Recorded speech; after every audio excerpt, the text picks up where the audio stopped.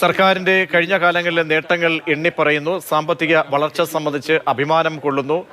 കഴിഞ്ഞ പതിറ്റാണ്ടുകളായി രാജ്യം ഭരിച്ച UPA സർക്കാരിനെയും കോൺഗ്രസ് സർക്കാരിനെയും കണക്കിന് വിമർശിച്ചും പരിഹസിച്ചുകൊണ്ടാണ് പ്രധാനമന്ത്രി തന്റെ പ്രസംഗം എടുത്തു പറഞ്ഞത്.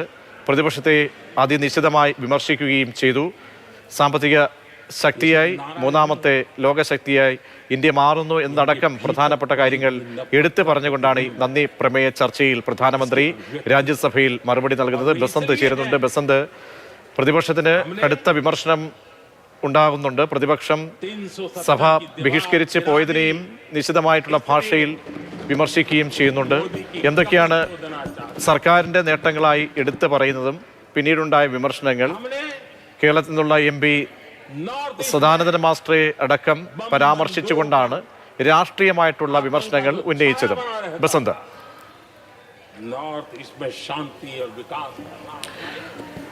പ്രതീക്ഷ 5 മണിക്കാണ് പ്രധാനമന്ത്രി രാജ്യസഭയിൽ മറുപടി തുടങ്ങിയത്. പ്രധാനമായും സർക്കാരിൻ്റെ നേട്ടങ്ങൾ എടുത്തു പറഞ്ഞുകൊണ്ടുള്ള ഒരു പ്രസംഗം തന്നെയായിരുന്നു അദ്ദേഹം. അതിനിടയിൽ ഇന്ത്യ അമേരിക്ക വ്യാപാര കരാറും യൂറോപ്യൻ യൂണിയനുമായി വെച്ച വ്യാപാര കരാറും അടക്കം 9 രാജ്യങ്ങളുമായി വ്യാപാര കരാർ വെച്ചിട്ടുണ്ട് എന്ന് പറഞ്ഞു. UPA സർക്കാരിൻ്റെയും കോൺഗ്രസിൻ്റെയും നടപടികളെ കടുത്ത ഭാഷയിൽ വിമർശിച്ചുകൊണ്ടാണ് ഇപ്പോൾ പ്രധാനമന്ത്രി പ്രസംഗിക്കുന്നത്. രാജ്യത്തെ സ്ത്രീകളെയും ആദിവാസികളെയും അപമാനിക്കുന്ന നടപടികളാണ് കോൺഗ്രസിൻ്റെ ഭാഗത്തു നിന്ന് വരുന്നത്. കഴിഞ്ഞ ദിവസം ലോക്സഭയിൽ ഉണ്ടായ സംഭവങ്ങൾ രാഷ്ട്രപതിയെ തന്നെ, ആദിവാസി വനിതയായ രാഷ്ട്രപതിയെ തന്നെ അപമാനിക്കുന്നതാണ് എന്നാണ് പ്രധാനമന്ത്രി പറയുന്നത്.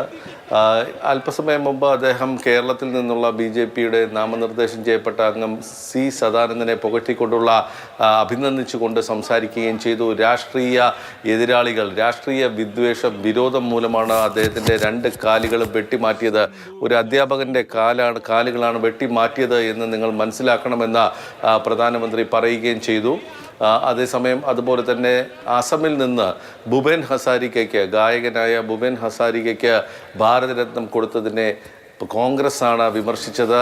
വെറും ഒരു പാട്ടുകാരൻ എന്തിനാണ് ഈ ഇത്തരത്തിലൊരു ഭാരതരത്നം കൊടുക്കുന്നത് എന്നുള്ള വിമർശനമാണ് കോൺഗ്രസിൻ്റെ ഭാഗത്ത് നിന്ന് വന്നത് എന്നാണ് പ്രധാനമന്ത്രി പറയുന്നത്.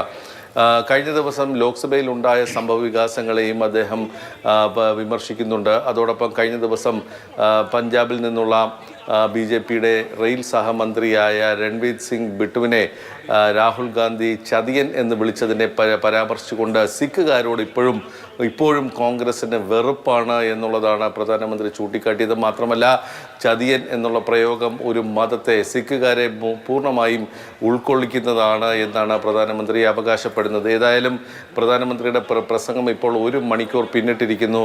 രൂക്ഷമായ വിമർശനമാണ് കോൺഗ്രസിനും മറ്റ് പ്രതിപക്ഷ കക്ഷികൾക്കുമെതിരെ ഉന്നയിക്കുന്നത്. സർക്കാരിൻ്റെ നേട്ടങ്ങളായി അദ്ദേഹം ഇതുവരെയുള്ള എല്ലാ പ്രവർത്തനങ്ങളും എടുത്തു പറഞ്ഞിട്ടുണ്ട്. അതിലേറ്റവും ശ്രദ്ധേയമായത് വ്യാപാര കരാറുമായി ബന്ധപ്പെട്ട കാര്യങ്ങളാണ് അദ്ദേഹം സ്ഥിരീകരിക്കുന്നു.